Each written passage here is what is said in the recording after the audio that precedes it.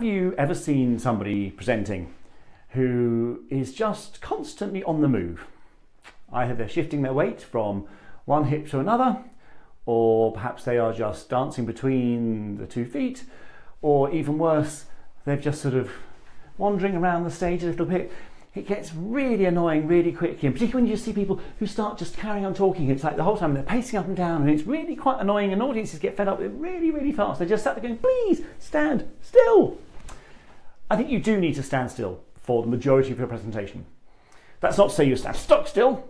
You're going to be relaxed, you're going to use your body, but stand, plant yourself on the stage, give yourself a really firm base from which you can move, probably from the hips, even from the knees, so that you can look around a room and a whole body language just says relaxation. Now, that's not to say you can't move during a presentation, that you're stuck on the spot.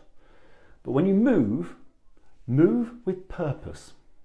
So it might be you start on one side of the stage, you deliver your message from here, and then, as part of the way you signpost to the next section, you move over to the other side of the stage.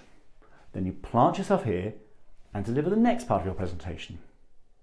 It's only when you've finished that part that you might move again either to the middle or over to one side of the stage. Now, one of the benefits of moving like that is that you start to connect with people on different sides of the room, so people feel that you're close to them and then you move over and you're close to somebody else.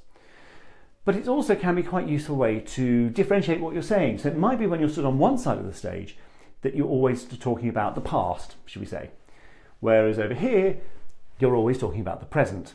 You could even have past, present and future, though it can get a bit tricksy.